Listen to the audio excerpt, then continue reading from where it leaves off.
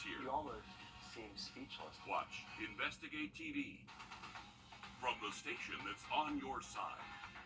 This is News 12, first at 5. All right, Grovetown man now facing murder charges, after police say his daughter shot herself with his gun. Phoenix Daniels died from her injuries last week. This all happening May 29th when police say 24-year-old Davion Daniels, a felon, left his modified gun within reach of his 4-year-old daughter.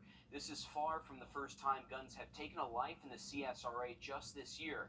We'll send things over to News 12's Hallie Turner. And Hallie, walk us through some of the data that we have on hand with this. Gun violence isn't a stranger to the CSRA. In fact, there's an issue we're seeing increasing over time, and our research shows the victims are losing their chance to even make it into their 20s.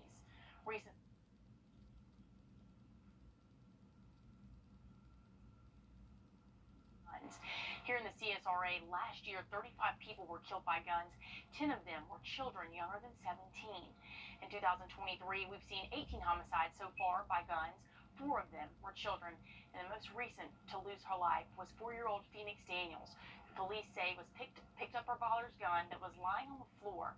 Mothers throughout the CSRA say education's key, but education before the action happens can make a bigger difference and make sure more children return home at night. One mother says she can't lose another child to a gun, so she's putting her words into action.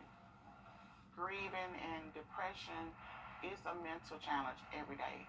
But I still have an 18-year-old, and I worry every time he leaves the door.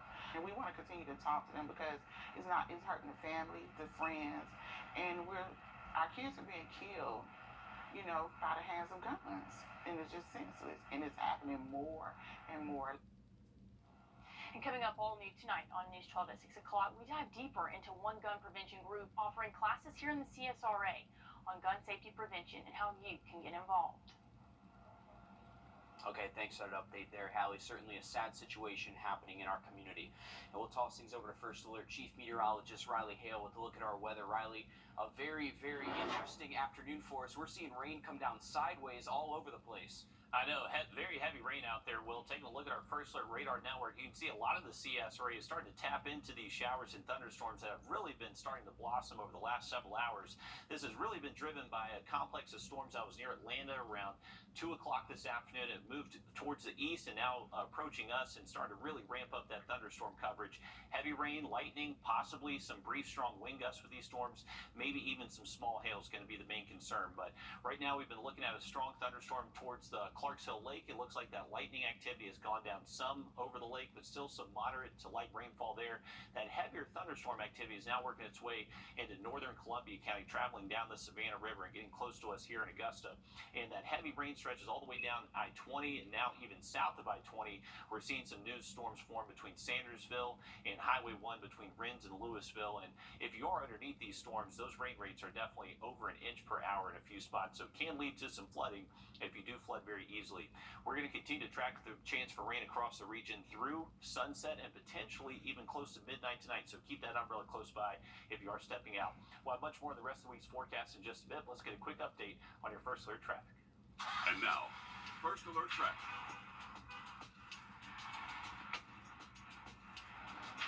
All right, let's take a look at some of our traffic cams across the region. We'll first go outside of our studios. An improved picture from what it was just about 10 minutes ago. We can actually see I-20 just a few minutes ago, as I just mentioned. We couldn't even see the interstate. The rain was that intense. But with that heavy rain over the interstate, it's likely slowing down traffic. You can see that slow-moving traffic for that eastbound lane, and the heavy rain does extend into Aiken County. So even on that westbound side, on the Aiken County side, likely seeing some slowdowns. This is towards exit 190 in Grovetown, looking towards Lewiston. You got the Kroger right there. This is that stronger thunderstorm that's going to be trying to move this way towards the interstate. So a heads up, those winds are definitely picking up from our traffic cam there. Have an update for you again in just about 10 minutes. Thanks, Riley. A story gaining national attention. A 69-year-old woman dead after being attacked by an alligator. It happened in Hilton Head yesterday morning. Deputies say they found the woman unresponsive at the edge of a lagoon. Now, first responders say they weren't able to get to her because the gator was guarding her body. Authorities say she was walking her dog when the alligator attacked. Neighbors say it's not the first time that they've seen a gator in the area. We were on a go-kart ride the other day with the dogs, and not 5 feet away from us was a huge alligator. So you just have to be aware of your surroundings, understand they live here, this is their territory, and respect the fact that you need to stay away. And that alligator responsible was euthanized. South Carolina DNR says the alligator showed no signs of being fed by humans. Results from the victim's autopsy are expected sometime tomorrow. A Georgia deputy is dead after a traffic stop in Crisp County. That's about an hour south of Macon. Deputies say around 3:40 this morning, Deputy Sheriff Ty Brown pulled a driver over. They say the suspect shot Brown, took his patrol car, and sped off. He later died at the hospital. He was part of the Crisp County Sheriff's Office for less than a year. The suspect was chased through several counties before being caught in Monroe. The GBI is investigating this deadly shooting. Burke County, just one of many sheriff's offices across Georgia responding to this tragedy, saying, quote, "Our agency sends our heartfelt condolences and prayers to the county sheriff's office in the loss of one of their own in the line of duty." Well, protests continue surrounding the controversial new police training facility in Atlanta as law enforcement address what they call a targeted fire at their facility. Today, city officials offering a $15,000 reward for any information. The blaze started at around 2 Saturday morning at the Southside Industrial Park. Officials speaking on the alleged attack today to the public. The targeted attack utilized extremely dangerous, homemade, incendiary devices to set a fire to the building and completely destroyed 8 police motorcycles. That same night as the fire, police say patrol cars in another precinct were targeted, and contractors for the new training center were also affected by similar crimes. A family out on Lake Murray enjoying a water parade when all of a sudden violent waves sink their boat in a matter of seconds. A couple and their 2 children suddenly at the mercy of the water and total strangers. Nick Neville breaks down what happened next and how the family is reacting this evening. An Independence Day celebration on Lake Murray quickly turning into some of the scariest moments of the Burlesons' lives when their boat began to sink. I've seen videos on the internet of this happening pretty commonly from people normally driving recklessly, but we were driving pretty slow, just trying to survive in the waves. Saturday was the family's first time taking its new 16-feet boat on Lake Murray. They relocated to the Midlands when Brandon Burleson was stationed to Fort Jackson at the start of the year. Within 10 seconds of the waves overtaking the boat, it was completely submerged in the water. For a split second, I couldn't find my youngest. I couldn't see him, and that scared me to death. And I was yelling like, "Where's Brantley? Where's Brantley?" And my husband had him. It's just terrifying to know that your family could possibly get stuck on the boat or wedged and get taken down. The couple and their 2 sons survived. Lost their phones, Brandon's tools, and Nicole Burleson's glasses. It's all replaceable. Yeah, I'm not sad about the boat. It was our first boat, and it was special to us, but it didn't really matter at that point. What they gained is so much greater. The kindness of strangers who sprang into action to help them get to safety and gave their children cupcakes and treats. It's been very, very eye-opening, shocking, and uplifting. And dozens have donated to a GoFundMe to help the family pay for recovery divers for the boat. We're going through a lot right now outside of this, and they don't even know that, And for people to just want to help a stranger, it's amazing. And sometimes, especially in this day and age, we forget how much good is actually in the world. And it's a good reminder. And the family says despite everywhere they have traveled, nothing matches the kindness they've seen from South Carolinians after this horrible event. Well, new program in South Carolina working to make sure military recruits get a second chance. How this helps address the massive decline in new recruits coming up next. Riley? And our First Alert Radar Network is lit up this afternoon. We are tracking some very heavy rain and over 40 strikes of lightning in the last 10 minutes here across the Augusta Metro. Now look at radar in that forecast just after the break. What if you could donate blood for free Botox? All new on News 12 at 6 o'clock. We'll tell you how. Time and Temp, brought to you. Foundation settlement can be soon repaired. Welcome back, folks. Here's a live look from our Beach Island camera, and check out this. This is a pretty cool looking shelf cloud. This is all thanks to the thunderstorms really starting to pop up across the Augusta metro. Just a sign of some pretty intense rainfall, producing a lot of rain-cooled air underneath that storm. And you can see that rain-cooled air has cooled us off. Right now we're at 83 degrees. Just a few hours ago here in Augusta, we were seeing our temperatures in the low 90s. So it's been hot. Our air is very humid, so it's easy for these storms to develop. A couple of different things going on. Here's our setup. So we have this complex of storms moving from the west. That's going to be converging with the sea breeze front trying to move inland. So we're going to have pretty good dynamics to see these rain chances with us, not only through sunset, but potentially even a couple of hours after sunset later tonight. Now here's a closer look at our first alert radar network across the Augusta metro. You can see those storms really starting to blossom and enhance as we're starting to see those reds on the radar. That's a sign those rain rates over 1 inch per hour. So if you flood easily, these storms can definitely produce those minor flood issues for those flood prone areas over Belvedere, Evans, Augusta, Grovetown, over Fort Gordon as well. Just a lot of lightning activity. So make sure those areas, if you're there, just make sure you're staying inside away from windows. These storms also have the potential to maybe briefly produce some strong wind gusts, some small hail. So a couple of different threats on the board. We're not expecting a lot of widespread severe weather, but any storm that does pop up just briefly could produce those severe impacts. We're going to see high rain chances over the next several hours. Once we get past around 10 o'clock, rain coverage should be turning more widely scattered to even isolated, and then overnight tonight we'll start to really dry things out across the region. But any plans through around 10 o'clock tonight, make sure you are keeping that rain gear close by. Also, the threat for maybe a stronger storm or two. We've seen a couple of special weather statements issued with these storms. Haven't quite seen anything reach severe levels just yet, and we're hoping that does continue, but just be aware that there is that low severe weather window for the next several hours. Also, with these downpours, cannot rule out some minor flooding issues, especially for those flood prone areas. We've seen that verified over the last couple of weeks with these downpours. Here's a look at it. So once we continue into tonight, I would imagine by the time we get to closer to midnight, most of this rain is starting to clear the area. If you're not a fan of the storms, good news is for Thursday, it does look much drier for us. We're going to wake up pretty hot and humid, waking up in the 70s and increasing those highs at least into the low 90s tomorrow afternoon. With the humidity, the heat index will be up to 100. But we're just not expecting much rain relief tomorrow afternoon, so it's going to stay pretty hot and humid most of the day. Maybe there is a lucky spot or two that briefly sees a downpour tomorrow afternoon. Less of a flood risk, though, moving forward this week. Remember, for the rest of tonight, we do have that low marginal flood risk. Goes down Thursday. We'll still have that continued risk for a few showers and thunderstorms Friday into Saturday. But this is just kind of our typical summer-like pattern. We know we're hot and humid this time of year, and we'll likely see those storms most afternoons as well.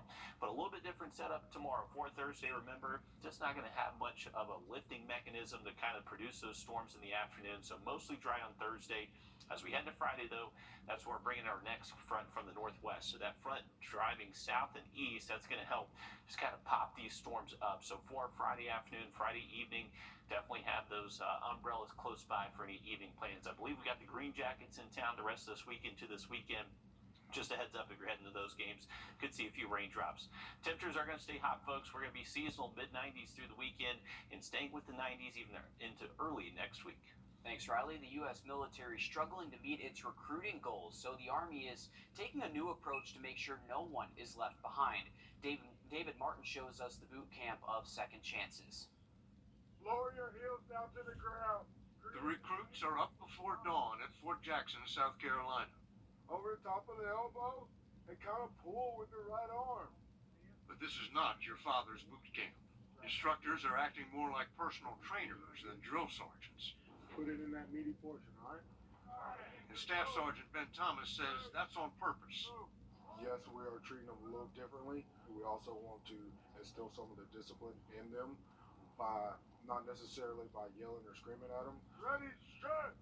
This is prep camp for young men and women who want to join the Army but can't meet the body fat limits. They came to Fort Jackson to lose weight and qualify for the real boot camp. It's not the break them down and build them back up approach.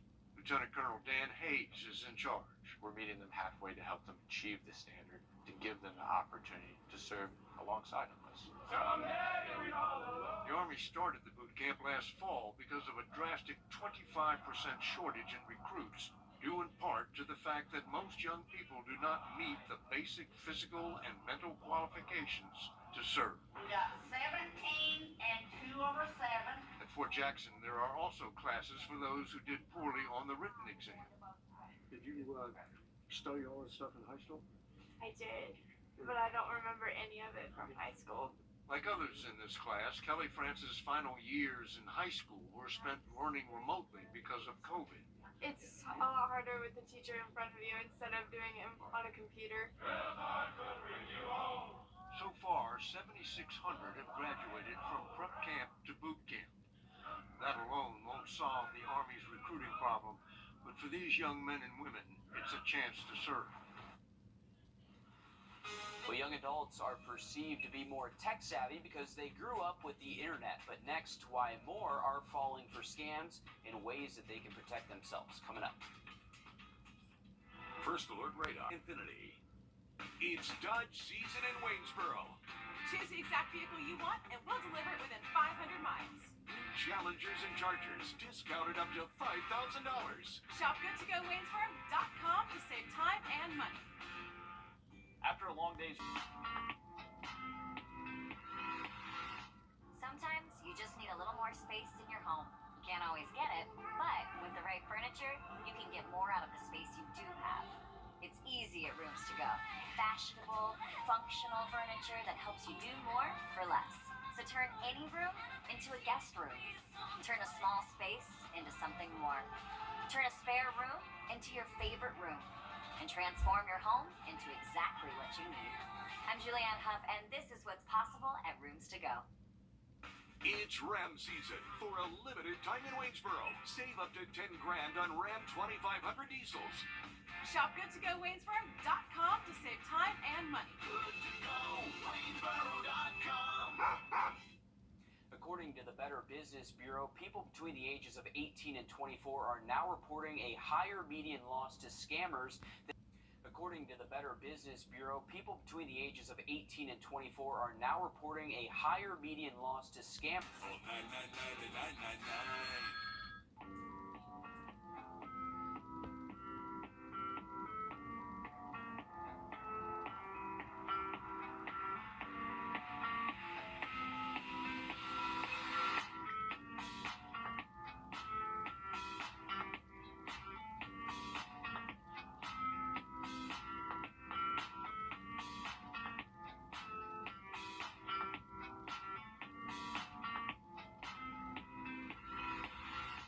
Sometimes you just need a little more space in your home.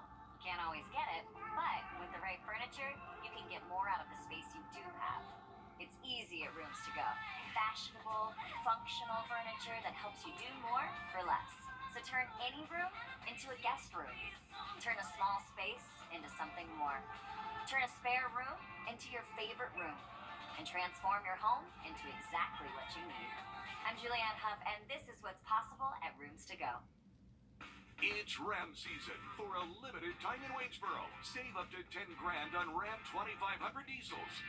Shop GoodToGoWaynesboro.com to save time and money. GoodToGoWaynesboro.com. According to the Better Business Bureau, people between the ages of 18 and 24 are now reporting a higher median loss to scammers than any other age group. In this Watching Your Wallet, consumer investigator Carice Jackman breaks down what types of scams are impacting young people and how to protect yourself. Tech-savvy young adults grew up using the internet, but it's that connection to the web, consumer experts say, cybercriminals are exploiting to steal their money and personal information. One thing that we've learned over the last 2 years is that people 20 years and younger are being scammed at a faster rate than people aged 65 and up. David McClellan, founder and CEO of SocialCatfish.com, a company that works to prevent online scams, says fraudsters use various schemes to trick teens. One of the more common ways, the temptation of fame. Whether it be a model or TikTok influencer, Instagram influencer, people being randomly contacted saying, hey, look, you're a perfect fit for this, and I want you to be this model. I want you to do this. And so they're asking for a fee in order to help these people out. And so these people are paying a fee anywhere from, $250, typically $500, and, to sign up for these modeling agencies or sign up for these agencies. And these people are taking their money and leaving. Another scheme, online purchases, which made up over 30% of all scams reported to the Better Business Bureau last year. They're being told to go buy things through social media. And so, that TikTok person is saying, hey, look, go buy this product from this website. It was a great website. And this person's going and they're buying something and they either never receive the product or their information is being stolen. Melanie McGovern with the Better Business Bureau says this is the first time young adults have reported a higher median loss than any other age group since the BBB began publishing its scam tracker reports in 2016. They're used to the internet. They grew up with the internet. They're not as skeptical as people who are a little bit older. So they'll see an ad on social media. They'll see something that they want. They'll just go ahead and buy it, not realizing that they should probably check to see if the website's legitimate. So how do you know if something online is an actual scam or a legitimate business? McClellan says look up reviews about the website and Google them. Do your homework before you send them your money. Another tip, make sure the site is secure by looking for the green lock at the top corner of your browser. And if the site has only been around for a few months, that could be a huge red flag. Both McGovern and McClellan say raising awareness about online scams is a top priority. I've spoken to younger people before and asked them how many people have lost money to a scam, and half of them raise their hands. Like, it's just so not on their radar. So it's really important to have that talk, give them that education, and let them know that everything on the internet isn't exactly on the up and up. With this Watching Your Wallet, I'm Carice Jackman. And both the Better Business Bureau and Social Catfish have tips and resources to help if you think that you're being approached by a scammer. We'll have that link for you on our website, wrdw.com. Riley? All right, well, we missed our Tuesday update on the sunshade, so we do have our latest winner to show y'all, and we're also tracking some storms, so unfortunately not really getting to test out the sunshade today. Mr. Travis Powell from Waynesboro, Georgia. To get your own sunshade, just go to wrdw.com. You can click on contest and enter your email right there. Have another look at radar for you just after a short break.